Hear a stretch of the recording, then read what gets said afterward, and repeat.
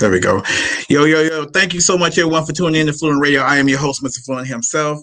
Y'all already know me. I'm over here rocking my Jordan 7s today, and I'm feeling absolutely great. I am with she's going to come in a minute, my very lovely host, Mr. Shantae McKenna. McKinney. You did that on purpose. I know he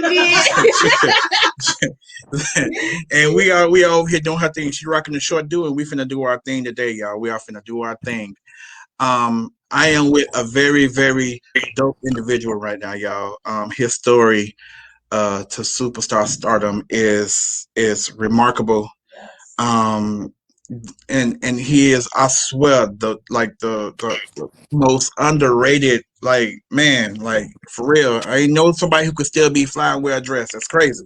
But you still can do it. So Definitely. He has been in Friday the 13th. He has been in Jumpin' Jack Flash, Action Jackson. He has been a Thin Line Between Love and Hate. He's also been in Harlem Nights, and he is currently in what is it called? Carl Weber's Family Business. Yeah. You know, brother. Yeah. He is currently in that, and y'all, it is dope as hell. I want to introduce Mr. Miguel A. Núñez. What's going on, sir? What's up, brother? Hey, man, I'm just trying to stay out the way, man. Just staying out the way. Wait, where are you guys located, by the way? Chicago. Okay, all right, Chicago. Yeah, man, it's crazy. But once this quarantine and all this other stuff lifts, we'll be all right. Yeah, I mean, but you know what? I'm one of those. I don't know what to say because we got it's so many maskers at California. We have Florida is wide open. You go down to Florida, it's like they ain't even thinking about masks, and they have.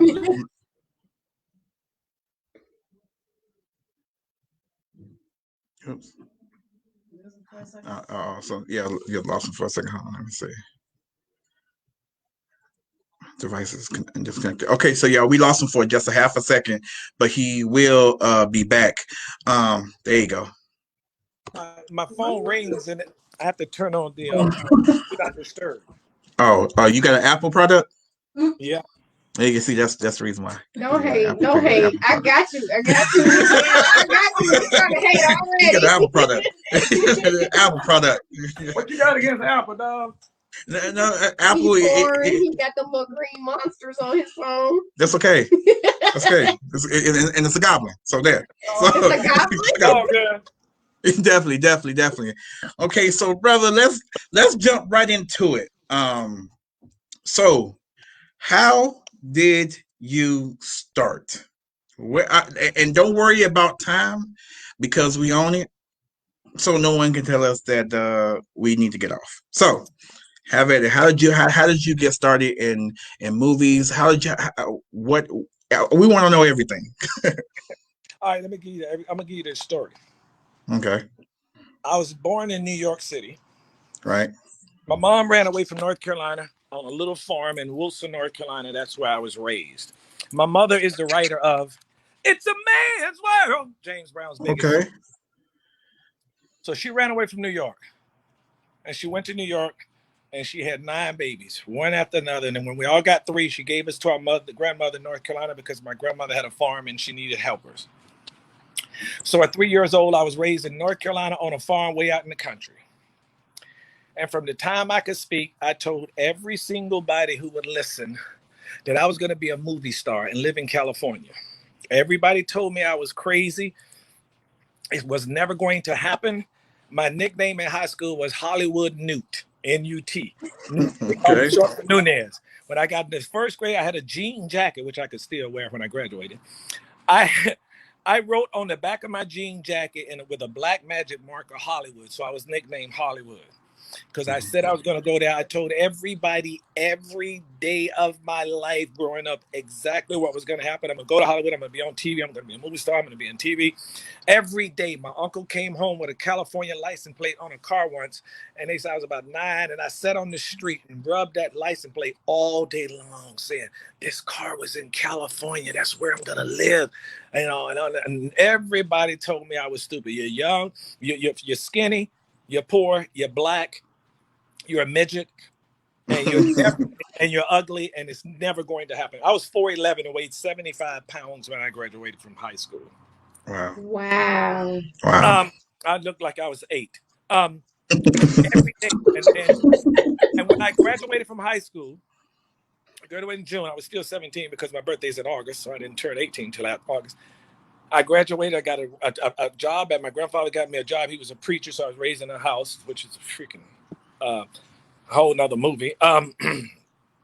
And every day I would get the encyclopedia, look up the studios in Hollywood. Anything I found the address, I was sending up. Hi, my name is Miguel Núñez. I live at 640 Cemetery Street, Wilson, North Carolina. I want to be an actor. Can you help me? Every address I saw, I was sending letters to. Come to find out years later, I was sending them to the Motion Picture Academy and shit and science school address. But I just knew it. I don't know how I knew it. I don't know where it came from. This was all in me before I ever watched anything on TV. Because in North Carolina, I used to run outside and stop and look in the living room and go, wow. And I look at them sitting on the couch and look over there and I go, what is it? How can you guys sit and look at that box? I never understood television growing up. I didn't understand how you could sit there all day. You guys and watch. All I call it was that box. Only thing I ever watched was the Flintstones. Because in North Carolina, we was always out. You get outside, you take train tracks, jumping in the lakes, swimming, riding on it, all of that country shit that you see on TV. 100% real for us. And that's how I live, man. When we get up in the mornings, we go out in the woods, the thick woods you see on the movie, and we go in at about 11 or 12 after you do your chores and come out 5 or 6 o'clock in the evening, swinging on the vines like Tarzan up 75 feet in the air. And even if the thing broke, there's so many leaves on the ground. The leaves are all the way to the ground up to your knees. Even if you fell, you just bounce. And then you jump on a train that's going slow. Ride the train for 10 or 15 minutes, and you get to a bridge. That's a good one. And jump off the bridge and land in the lake. All of that shit you hear, we did. So I never understood TV, never watched a TV program. Don't even know. If somebody would say, what is a movie star? I think about it now. I would have been, I don't even know. I don't even know where I got the words from. So I graduated June. And then I got a job at a warehouser, tobacco processing. I cropped tobacco, stick tobacco, hung tobacco, truck tobacco. I did everything from tobacco. I worked out in the fields like those migrant workers from 6 in the morning to 6 in the evening. My skin peeling because it's 9,000 degrees, and you got to crop tobacco all day long. My grandmother would stand at the edge like this, make us do that. And the next morning, you get up at 5 in the morning, she waking you up. What? Get up. And you have to get up, and then she take you to a field at 6 o'clock in the morning. Right. And the line is from here to your house, and there's no shade. And we pick cucumbers all day in the hot 100 degrees weather, no food, and you're just peeling again at the end of the day. Then the next morning, my grandma wakes up, and we have to go to some other white man's field, and we do the same thing, picking butter beans. The next morning, that's what we did in the summer. All of that stuff you hear. We had pigs, cows. I came from all of that. I got my first check. My grandfather got me a job at Warehouse's tobacco factory. Now, I did everything from tobacco in the fields to it becoming a cigarette pack. Because after the fields and all of those jobs were over, then you got a job in the warehouse where they turn them into cigarettes. So I got my first check one day, and it was like $307. I was like, whoa! And then I hadn't thought about it. I'd already thought about what I was going to do next week, and I just literally said, which I know was God, I should go to California right now. I have the money, and if I don't, I'm going to be stuck in Wilson my whole life. I took 5 deep breaths. I looked like I was 9. June, July, August, September, October. It was 4 months later. I took a deep breath. I said, I quit. I walked home, which is about here to you, but I walked through the woods, so it was quick. And remember, I have 9 brothers plus my 5 aunts. So it was 9, 10, 11, 12, 13, 14, my grandmother, my grandfather, 50, 16 people living in the house. It was never a time that there was nobody at home, ever. Wow. I get home, nobody at home. I write a note, say I'm going to Hollywood and to make something out of myself. I made 3 bologna sandwiches. I went to the bus station. I bought a ticket, and I said, can I get a ticket to Hollywood? The man said no. So I thought you had to be an actor to get into Hollywood. That's what I thought. That's how naive I was. But what I found out much later was I was at Trailways Station. Trailways goes to downtown LA, the worst place you could ever imagine in your life. And Greyhound to Hollywood. I didn't know that. So I got on the bus, got my ticket, went and hid in the back. And I was so scared my grandparents would pass because the little bus station right in the middle of the town, and they had to pass that on their way home from the factory to get home. So I'm hiding in the back. The bus take off. I never, ever, ever once thought about the seriousness of what I was doing and what was going to happen when I never thought about what I was going to do. The most I thought about was, I'm going to go to Hollywood. I knew what's going to happen. I knew it. I know I'm going to be a movie star. I know it. So I saw the finish line.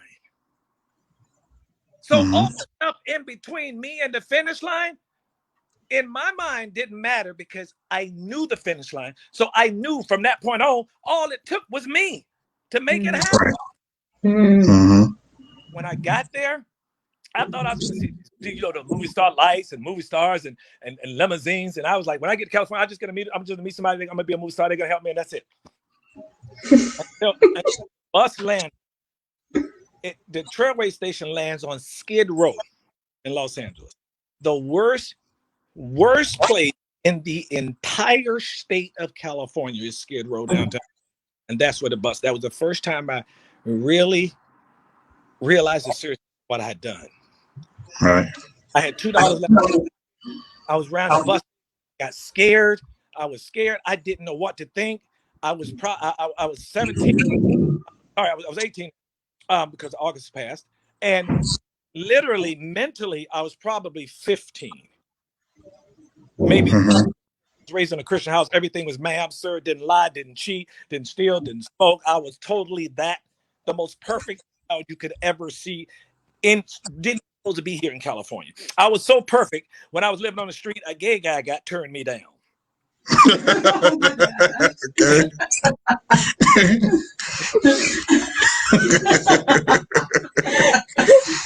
I'm gonna skip ahead and explain that. I'm gonna skip ahead. But what happened was I was walking around and I was so scared and I didn't know what to do. I'm gonna get to that. So anyway, I'm at the bus station. I didn't know what to do.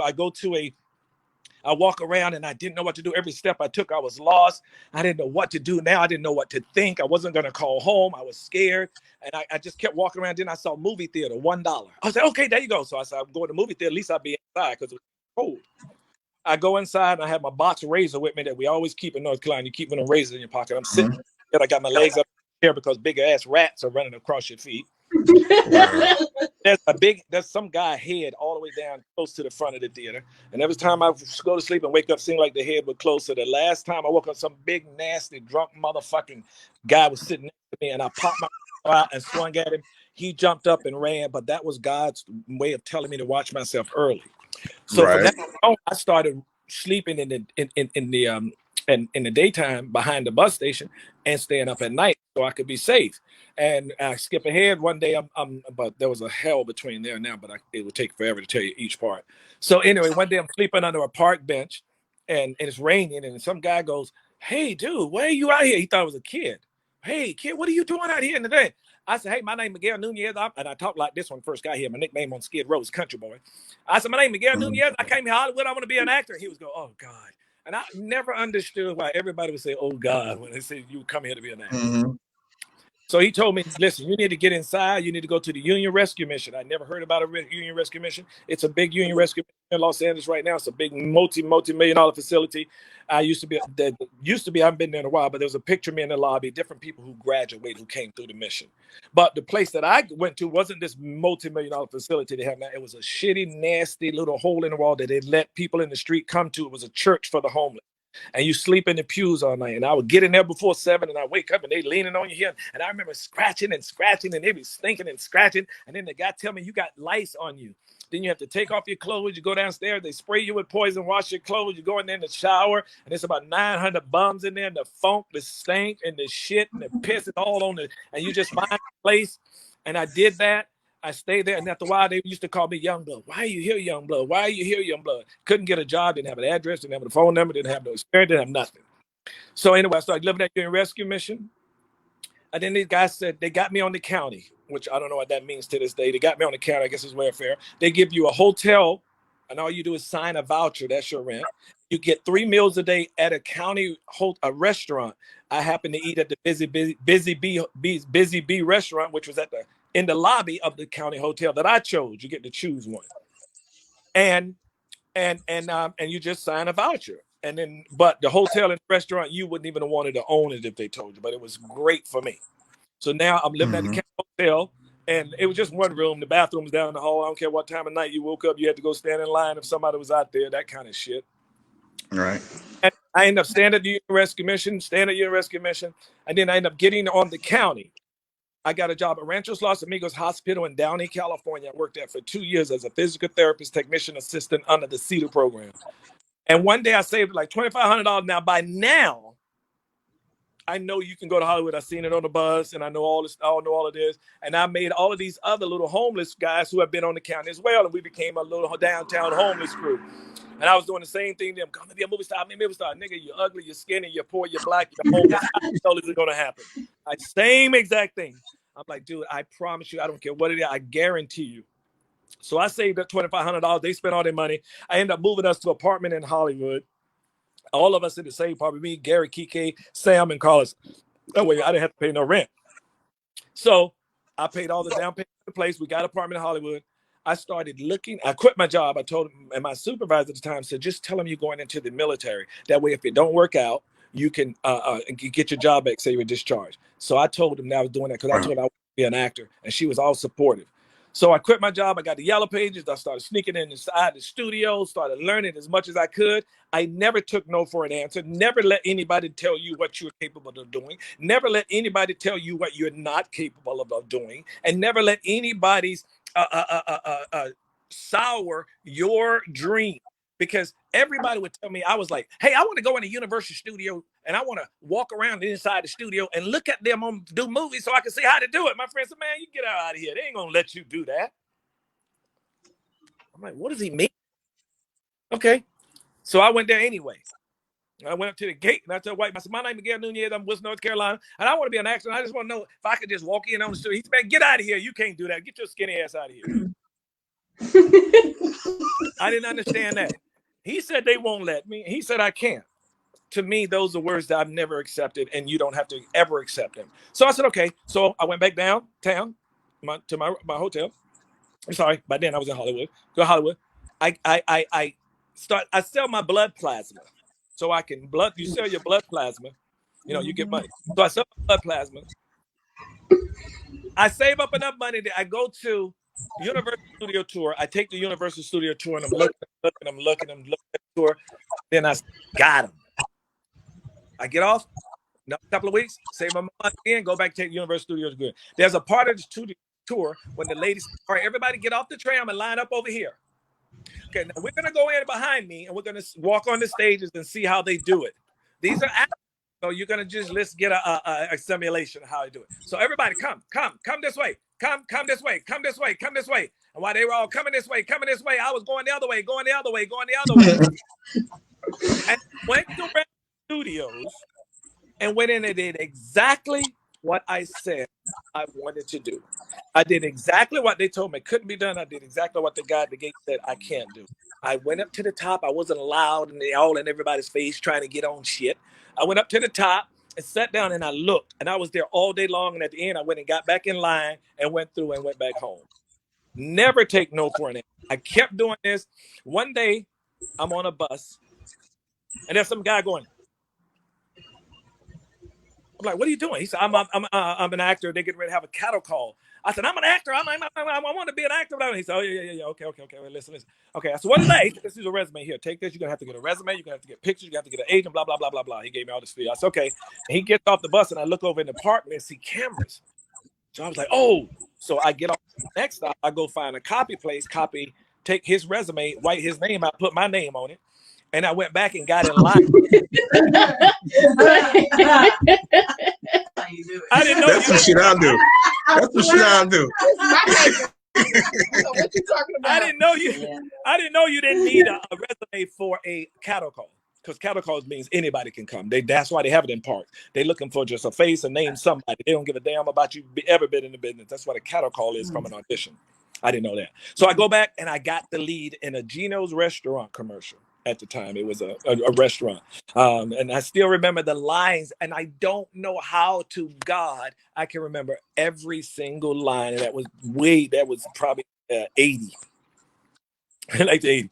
And I got the lead in it, and I was like, they was like, hey, it's you. And I was like, yeah. He helped me. He told me about it. He was like, you got it? And then I didn't have an agent. So he said, I'll take him back to my agent. My agent will have him get with my agent. And they was like, okay, have your agent call us and blah, blah, blah, blah. He takes me to his agent. I go to his agent. I said, if you send me on more of those cows, I didn't know how much it was. You can have all that money. I don't want to be on no commercial. I want to be in the movies and the TV. I didn't know. And I was like, he was like, no, he couldn't keep my money. He was like, you know what? I like you. Of course you do. So you get the 10%. So he signs me. And I think the next 47 auditions he sent me on, I probably got 45 of them. And that was it. Wow, perseverance. That's crazy. Like, you believed in it so much, it didn't matter what anybody said. Only thing, listen to me. If you believe strongly, if you believe enough in yourself, nothing anybody can say and nothing anybody can do and nothing anything life can do to stop you from acquiring what you're set out to do. If I had had a hunch that I was going to be an actor, I might have been discouraged by the people saying, man, listen, you better think about it. This is what I was told. There are actors in New York, Chicago, Atlanta, Philadelphia, New York, Los Angeles. There's actors in college and got lawyers, managers in the Screen Actors Guild, in the unions. How in the hell is your skinny, ugly, poor black ass gonna get in front of you? I heard it just like this thousands of times. No one ever, not one person told me I could do it. Not one person said, go for it, you can do it. Not one. They all said the same thing. Understanding they were trying to look out for me and trying to say, because technically the odds are really that against you. But what keeps you, and like me, what makes a person endure sleeping out in the streets, what makes a person endure the lice every morning and sleeping next to a nasty, stinking bum who's leaning on you when you wake up in the morning, you leaning on him like he your bitch. And he said, no, he did it. He did say it. Yes. He said, you leaning on him like your bitch. And listen. Oh my God, I love you. And what makes you press forward, what makes you endure it, is the fact that you believe in yourself. I knew, I saw it. I believe so much in it that ain't a damn thing you can tell me. If you say I can't do it, and I said this I guarantee you, I say that word more than anybody on the planet. Every one of my friends say, you're the most guaranteeing this nigga I ever know. How you gonna I guarantee anything. When I started horseback, hang gliding, jet skiing, scuba diving, you name anything, give me 1 week, and I guarantee you there will not be an instructor on the planet in whatever that is that will not say, I have been taught my entire life. Every single thing I've ever done, it only took me 3 hours to master. If you tell me I'm not going to do something, I'll show your ass. And that's exactly how you. Too many people let other people determine what they are capable of doing and not doing. And they miss out on their dreams because they're so busy listening to other people. And that is only don't have enough. If you really know, like I knew, I swear to you, I knew. I knew it. I felt it. And I knew it. I saw the finish line. Most people keep their eyes on the things in front of them and what they got to go through. And if it looks too much, they're going to take their time. It looks too much, it holds them back. And if it looks too insurmountable, it's going to slow you down. I don't give a damn. I know the finish line. And I'm going to keep going because I know it. If you know it, that's what makes you endure sleeping in a homeless shelter. That's what makes you endure sitting on a bus stop and you're so damn hungry. You see somebody sit some cookie down and you miss your bus, just hoping they leave it. And when they do, you tear them up. I did all that. It's what make you sell your blood for $7. That's what it was back then. It's probably way more now. And then you get $4 twice in the same week. That's what makes you get up in the morning and eat a bowl of beans, red beans that they didn't even have the decency to cook all, because half of them are still crunchy and hard, and broken donuts that are donated to the Union Rescue Mission. Because I knew most people, if they really don't know and really don't believe in themselves that strongly, all the things that I said, even the hundreds of things that I said, one of them would have stopped them. Two of them. Yeah. 3 of them would have definitely stopped them. 4 of them, they still be homeless, or they be back home, or they be doing something, working at McDonald's. You have to follow your dream with as much enthusiasm. You have to follow it with much belief, and don't let anybody say you can't do it. Don't let anybody say you're not capable of it. Don't let anybody tell you it's insurmountable. But it has to be a real dream. Like I hear people telling me, "Hey, Miguel, listen, man, can you help me out? I want to get into that acting thing."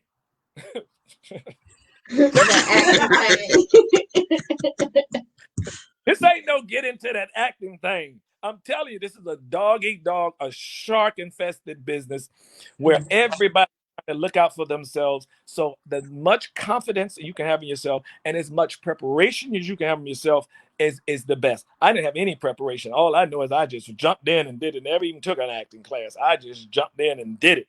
I learned from watching everybody, and I would stare at everybody, and I would go to sets, and most people would be running around trying to get in the director's face. I would be sitting around, and they would be on break, on their lunch, out of a scene. I would be there to the end, looking at everybody and looking at what makes this guy so good. Oh, I noticed the way he's looking at him. I noticed the way he's listening to him, and his reactions are from what he's saying, not because of his lines. I looked at everything. I use every single opportunity as a learning experience, because everything you gather becomes a tool that you use to progress forward. If you ain't got no tools, then you running around. Ain't nobody can do anything without the proper tools. And if you walking through life just saying, I hope I'm gonna be an actor, and you ain't gathering no tools, you're in a lot of trouble.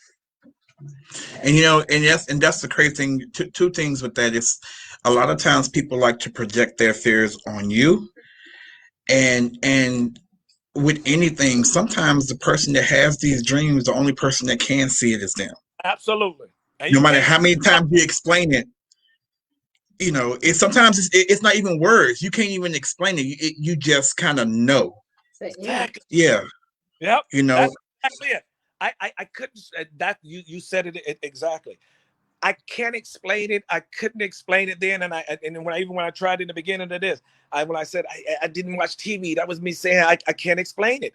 I don't know where it come from, but I knew, and I swear to you, I knew. Everybody in my family tell you the same thing. I knew it. It's the only thing. In the first grade, in North Carolina, they ask you, what are you going to be when you grow up? In the first, second, third, fourth, to the 12th grade, they ask you that at the beginning of the year. I don't know if they do it where you're from. That's the way. So when you get toward your senior year, they can guide you from the classes you took and the first thing you said. I'm the only one in my entire senior year that said the same thing every year from first through the 12th. I knew it. I bet they got tired of you talking. They did. Every time they were together, they said, "Oh Lord, here he gonna talk about that damn Hollywood." He's like, "Nigga, we know what you want to be. Just sit down. Don't even raise your hand. Sit down." Yeah, but we all know your story. On the way. So how was it? Because you have been in some remarkable roles. Like me and my wife was watching Action Jackson. I said, "That's him right there. That's him right there." Like, I was homeless. If you want to see me homeless, right what I'm talking about you when I was down there scratching, looking like a refugee. Look at a movie called Jumping Jack Flash. Mm-hmm. Whoopi Goldberg. There's a scene where Whoopi dresses up and she's going to meet him for the first time. And you're going to see a little skinny, ugly, big-headed, a homeless kid walk up to her and go, "Hey, what's happening, baby? Can I get that?" Let me explain something to you. They were shooting that movie downtown LA.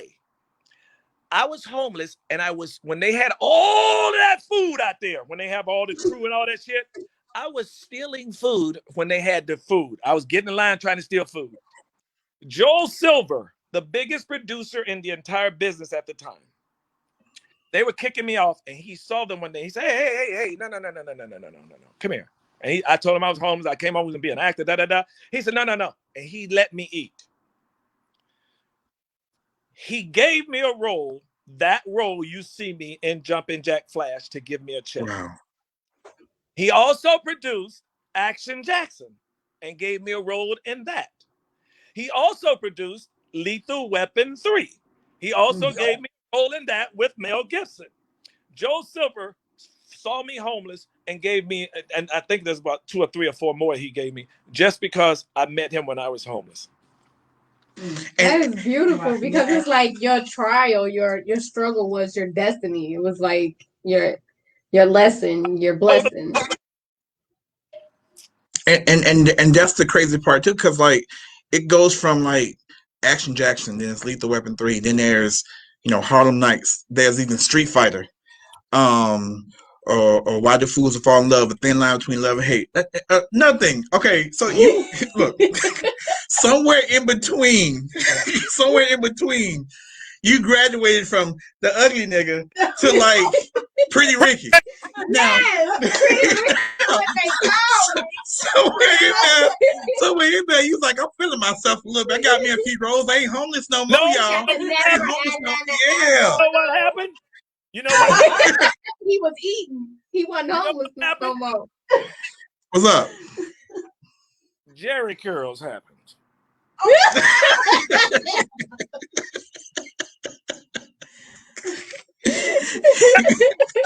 A whole new day, Friday the 13th. Demon. Yes. Man, cause like it was crazy because like there's some iconic roles that you did. Obviously, it was Juwanna Man. However, that was A Thin Line Between Love and Hate, because you was a chicken king. You was a chicken king, and then it was a Pretty Ricky, and then it was Life. Yes. Life. It was Life, and and it's iconic. That's why I said in the beginning of this, I was like, y'all don't even understand, like, cause that was like the bridge to a lot of things, and now that you like, I love hearing that back end of all stories is because, like it's perseverance. Like you can still do that today. It may be a little bit different, but you can like it's amazing to hear all that you went through and where you're at now. It's crazy. Like I'm beyond inspired. It's like I said. I mean, that's how I feel about anything that I do. Everybody that's here feels the same way. They have that same perseverance where like I can't explain to you exactly how I'm gonna do it. I just know that I'm gonna do it. Never give up. If you never give up, you die trying. You never fail. You just die still trying. Never give up. It can happen at any time. 100%. Definitely. So you got a question, Mom? I got 2 questions, but I'm gonna let you go because this shirt he got on is killing me. It's like a muscle. Yeah, it's a muscle shirt. I ain't got no abs, so I figured I'd buy some. The shirt is fitting you well because it's like, wait, is it the shirt or is it him? But it's killing me because it don't match your complexion at all. But I'm sitting here like, because when I was sitting here talking, I'm like, did he just raise his shirt up on me? Yes, that's what I'm looking. Wow, the color's so out. Look, wait a minute. Okay, now that's the part that I wanted to know about. I see that Street Fighter over there. What is this? Oh, you gotta put. Down goes Fraser. That's a bird? What is it, a bird? What is that? Is the sugar glider? Okay. What's in there? Hi, It's little a guy. bear. It's a sugar glider. A Sugar glider. It's a sugar glider. Hi, baby. Hi. Say hi. He said he don't want to talk. He's like, nigga, I'm camera shy. Camera shy. Have you ever seen a sugar glider? I've seen one, but it's been a while. It's been a little while. They can fly 90 feet. Really? Wow. Yeah, but they're nocturnal, so. Yeah, that's why I don't want to come out. So is it he or her? It's a he. Yeah, he ain't feeling it. No, he don't want to. but it should be night where y'all at. Well, it's pretty dark in there, so he should be. Yeah, he should be all right though. Why y'all won't do an interview with me? I did it, baby. When I got on the bus, when I was really. Am I on right now? Oh my God, you breathing? Not as delayed. What they laughing at? It's like peanut. Yeah, like peanut. Yeah. I ain't funny. You got an earring. Yeah, you got earring. You did I got an earring. Got necklace. Yeah, girl, I like that girl. She cute. Who that girl over there? Oh yeah, look at you. Yeah, she got a light skin thing going on. Yeah. Yeah.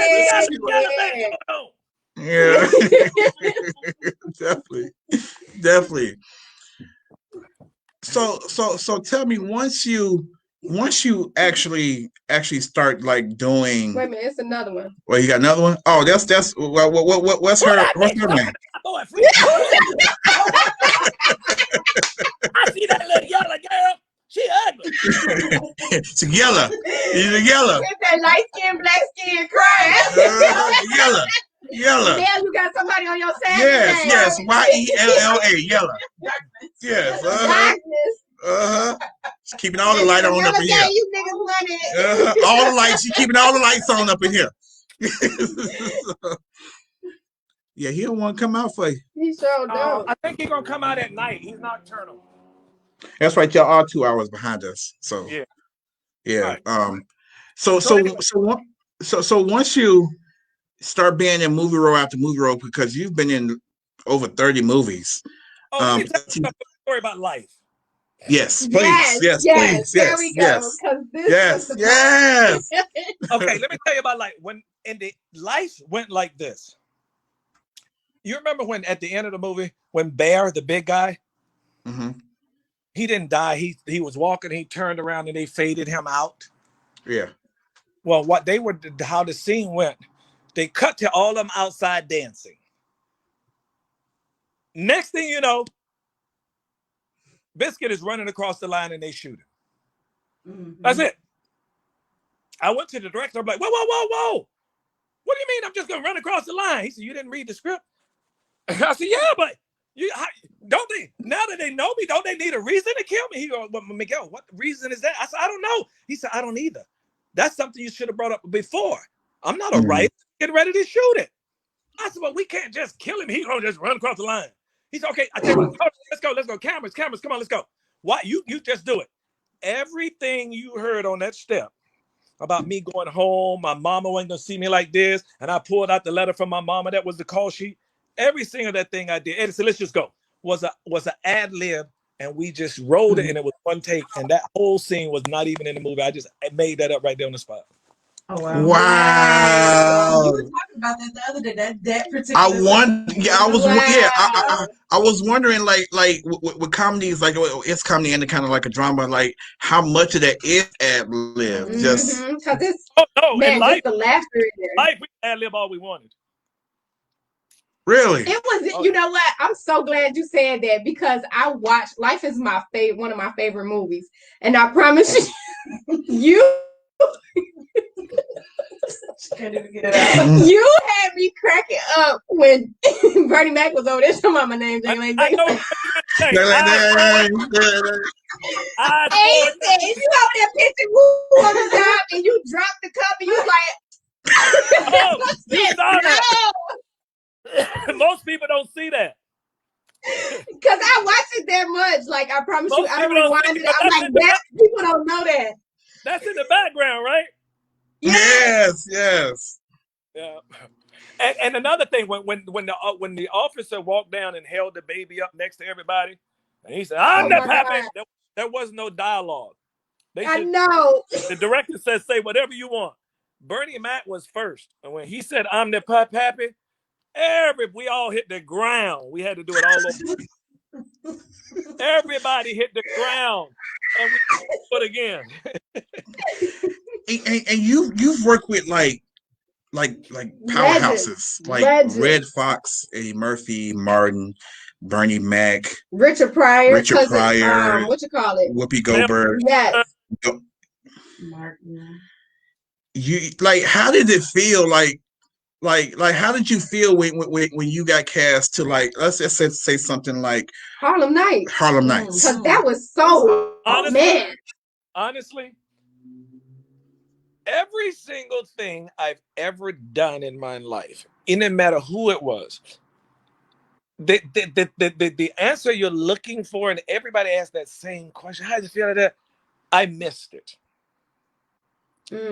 Missed it because I was so focused on the finish line, and the finish line was behind every single person that I met because I wasn't there.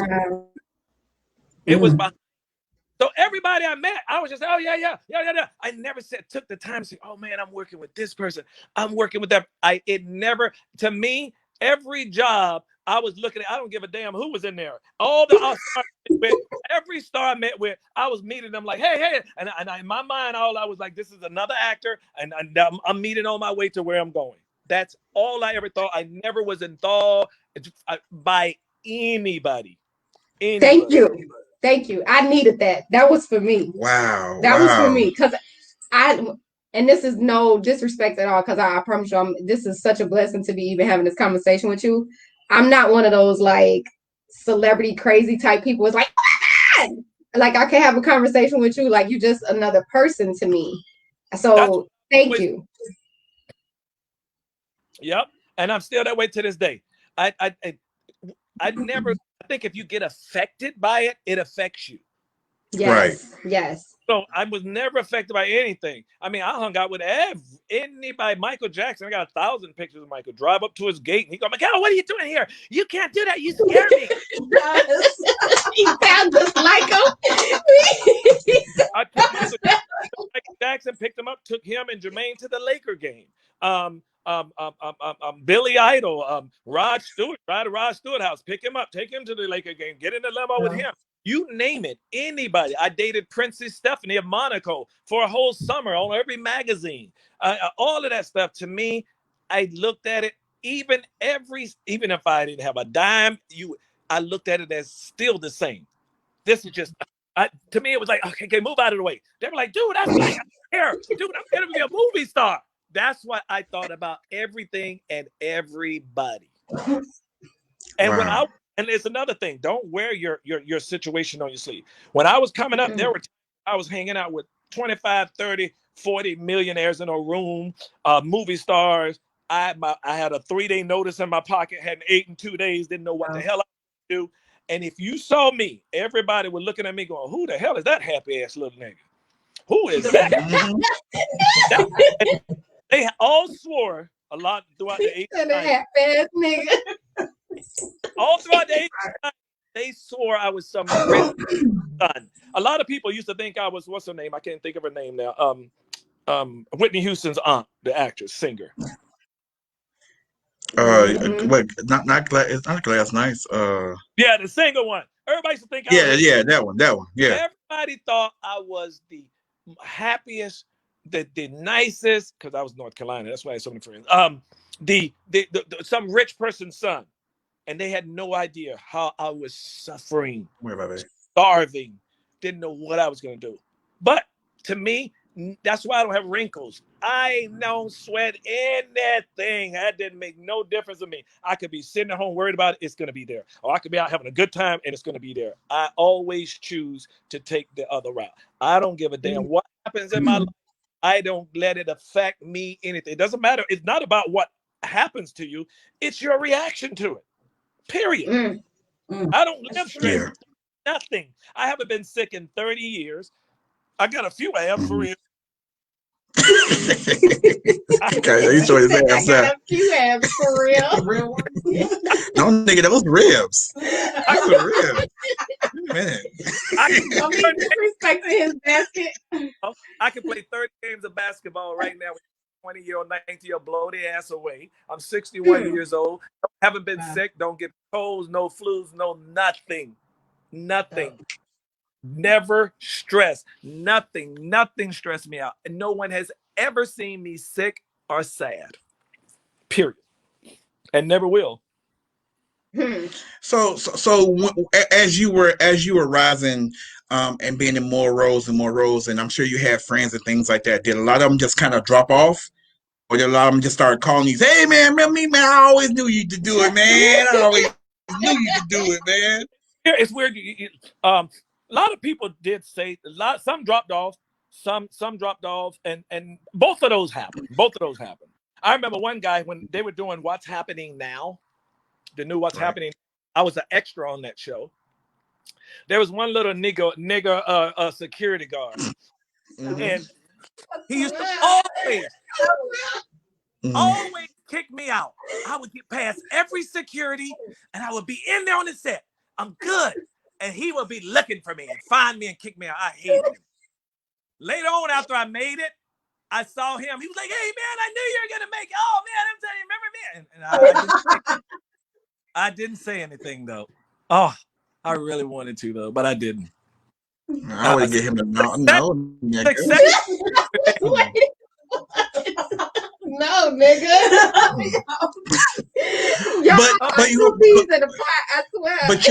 But you are teaching me. You are teaching me so much stuff now, especially the whole stress thing, and what happened is because you're very humble, like. He's not humble. He's very happy. He don't give that too. Happy humble. No, his light is low and calm. No. Humble is the key.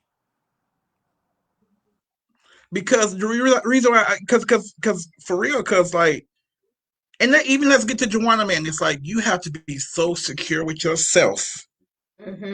Because everybody say, oh, black man shouldn't wear dresses, blah blah blah blah blah blah blah blah. No, nigga, give me that check. Where's my dress? It's entertainment. Anybody who got a problem with it, oh, black man should do that. They're ignorant. They did it with Tootsie. They did it with everybody. That's ignorant statement, and they don't understand. If they're not an actor, then I don't care about anybody. Nothing anybody says affects me. Nothing, and it shouldn't affect you either. They killed the said everything. He ain't do nothing wrong. If you do everything right your whole life according to society, if you follow every rule according to society, they're going to be the exact same amount of people talking about you as if that you have right now. That's a fact. And it might be more. So live for you and your friends and your family and the people that love you. Other than that, pray for them. That's what I say. So even now, so Hollywood has changed so much. Is it worse when you were than when you first started, or is it better? In what manner?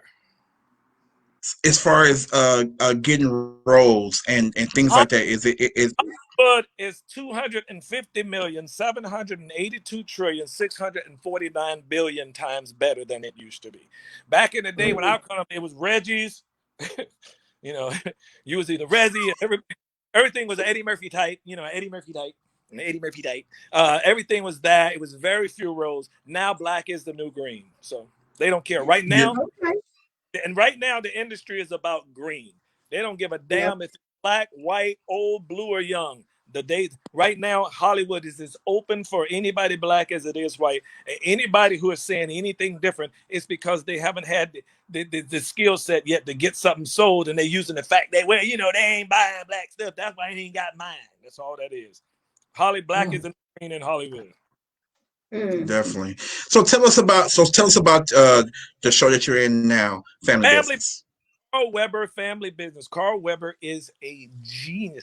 If you're on a drama show like this, and as intense and fiery and dramatic as this show is, I've been on at least 8, and neither one of them had a writer's room with less than 6 to 8 writers. Sometime on a show like this, it'd probably be about 12. Carl Weber does it all himself. I've never seen a writer like this guy. I've never seen a mind like, if you look at the show and try Destin Studios, they are genius. You look at that show, it looked like we spent $30 million an episode. That's because of the producer. They got it down, packed. Carl Weber writing, and they bring in all the right actors, man. Pettiford and everybody's bringing it. This is probably one of the most exciting, well put together, well acted, well written, well constructed show I've ever been on, and it's fire. Wow, it's amazing. And, You got something? Yes. And you can catch it streaming on ET Plus right now. Hey, it's all on there. Give me that. I need all that. I need all that action. You know, because in Chicago now, And make sure everything is pretty much. Say it again. Is this live? Yes. Okay, well, make sure they follow me on IG at M Núñez Jr. We already put that on the screen. I think. Oh, okay, Nick, I got you. Hold on now. I got you. Listen, how many times they done dropped it tonight?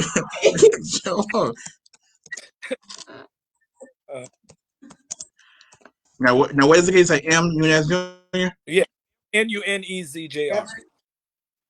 Chicago, it's cold there, right? Yes. Like what? 37-ish, 35. Cold. You got to wear coats and gloves. Not Wow, 35. not that bad though. Man, that's like a heat wave. Right. That's spooning weather. Yes. Because it's that spooning is different now because because I always say the little the ladies' butt is like it's called a huggy. You gotta kind of cup it. You gotta cup it while you walking. You gotta have a cup under there. Yeah, you gotta have a cup on there. All the other no, you gotta cup. You gotta like that. You gotta hold it like that. You gotta warm your hands up right now. Yeah. So this is cupping weather. Yeah, it's cupping weather. This is cupping weather. Because you get your spoon in your cup. Yeah, because you like this, and this arm is all dead because you've been sleeping on it, and you got this one left. Your weak one. That's the sacrifice. And then you gotta, turn over. Definitely, man. Like it has been like I said at the beginning, like you are some inspiration, man. Let me ask you a question. Hold on. Wait a minute. Hold on. Yeah. Okay, so what are you? Are you like black? Like what? Like what? How you gonna say what are you? Because I don't know what else to say. You and I have heard it all our lives. Right. You know what I'm saying? Like how are you like you? Because I see light skin here and I see Puerto Rican here, and you darker than that. So I figure out. I'm Asian. I knew Asian. it. I knew it. For real? No, No, my father's no. My father's from Dominican Republic. My mom's from North Carolina. Okay. Oh, okay. So yeah. Okay. Yeah. You know the last name Núñez and Eric. Yeah. I know, but I know dudes named Cleophas, and he's from what Albanian. I don't know. From Albania.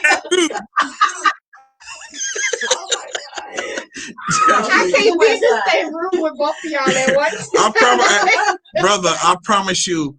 Once this, because like I said, right now Chicago, man, everything is kind of closed up, or is it closing early, and people ain't really abiding by doggone the mask and stuff and all the rules and stuff. But I promise you, I promise you, as soon as all this stuff kind of lifts, we'll be out there, man, to see, man, to hang out with you and what have you, and we probably, me and you, we can have a good ass conversation, because we understand the nigger language. Well, do y'all have a studio there that you work in normally, or this always from home? No, this is we in the studio now. Oh, okay. So then maybe when it open up, I'll come out and join you in the studio. How about it? Please. We would be delighted. Yeah, definitely. You are always. Hey, I got your number. So, what's up? Not no 35. Degrees. He said no 35 degrees. Degrees. Is actually not too bad for us. Not for them. It's no, he's Dominican Republic. You got to catch 2 boats in the plane to get there. It's cold. It's cold. Yes, it's cold. Yeah, he yelled at you. Yeah, he did. It's cold. No, we go wait because we're going to wait until it gets like the sun's out a little bit. About 70-ish. About 70. That way we can actually show you a good time, and we can actually do stuff. Right now we're just sitting looking at each other calling. What's up? And Rona's under control. Yeah. Once that's all that stuff is under control, whatever the case is, then I'm gonna say, yo, I'm sending you a text. Yo, are you filming? You got some time? Come Let's on do out. it.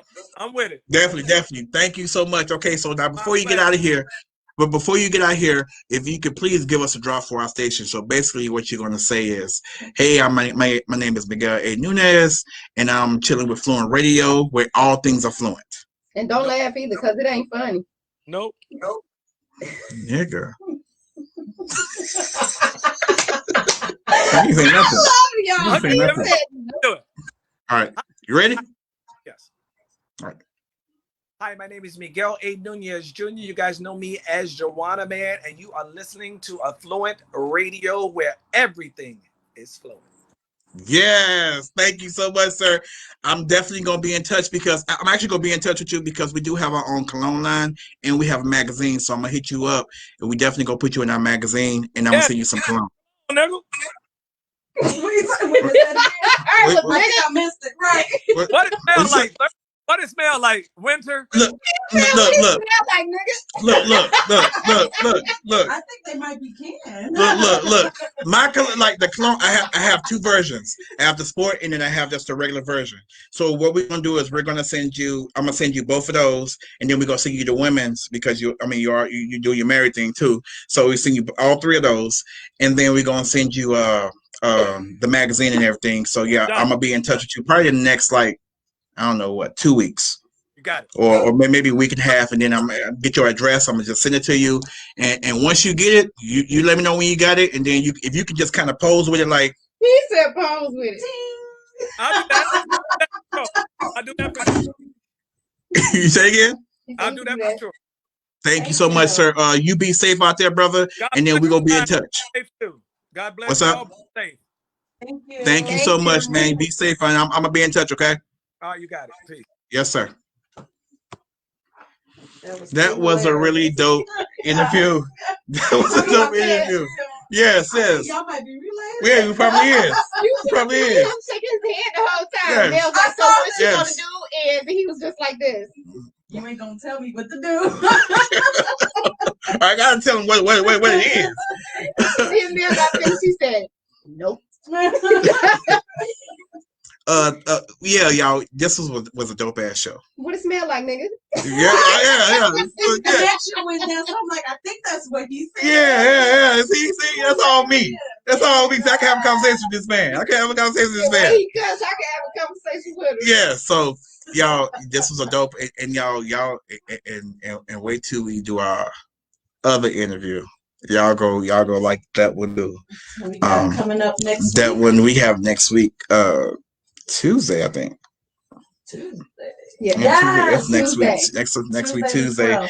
And then we got a few dope ass interviews next week, Friday. Mm-hmm. And then after that we got that, y'all. January we are finna spoil y'all with so much good stuff. It's so much stuff that's gonna be happening. And we just look forward to it. We just like bringing all this stuff to y'all as far as when it comes to the celebrity stuff. And, plus we had to have our, my light skin sister come here and show y'all her new hairstyle. Look at that. Look. Y'all see that? Hold on. You see that? Hold on, no, that's the wrong way. Yeah. You point that way. Get the finger right, nigga. The finger right. The other finger. There you go. Yeah. It's like backwards. I'm like, nigga, you pointing the wrong way. This right here, look at the hairstyle, y'all. Look at that. Look at the hairstyle, y'all. Look at it. Hey, I ain't go to no show. This is all me. Yep, all that down. See that? Me. See all that? Y'all know me. Skull-tastic. Skull-tastic. All right, thank y'all for listening to Fluent Radio today, man. We really appreciate everybody, all our listeners, everyone who's going to get the magazine and has gotten the magazine and everything. And we will see you guys Tuesday. Yes. We'll see you guys Tuesday. The flyer should be posted in a little bit, maybe tomorrow sometime, maybe even we'll probably go post it Saturday. Keep listening. We got a lot of new shows still up this week. Definitely. We got a lot of new shows that's happening. And I'm not even thinking about having like a new type of show type of thing called Confessions. I don't know. See, I didn't even know about that. So you're gonna hear about it when we need a comedy show on here. It's gonna be Confessions. It's gonna be Confessions. It's gonna be raw, uncut. Maybe it'd be like like I don't know. I don't even know what's gonna be. Like Ursher Confessions? Ursher. It could be that. Like It could be that. I don't even know. I was just in the back. I was in the office and I was thinking about it, and I was just kind of like, that'll be a good type of show to have. Like there's like I don't know, like the lights are kind of dim, and we just kind of having a good ass show. Well, the way this light is working, that probably will work. Yeah, but it was fine. That's why I kept doing this. It was fine. Yeah, it was working out. Like the color was. Yeah, it was. That's why I was like this. I was like. Yeah. Don't worry about, because it was cool, but then as soon as it popped back up, it's like she got brighter. Oh, and I was like, shit. I thought you was trying to get it back on too. No, I was like, because as soon as you do it, I catch it twice, right here and right here. Yeah. Ow, damn, shit. Keep talking. So again, thank y'all so much for tuning in. Tuning in to Fluent Radio. Really appreciate it. You want to say bye? Y'all know who I am. Yes. Shantae. Yes. Your woman of life and your co-host of Fluent Radio. Definitely, y'all. It's gonna be dope. And thank y'all for listening to us. And then we go be in touch soon. Peace. Peace.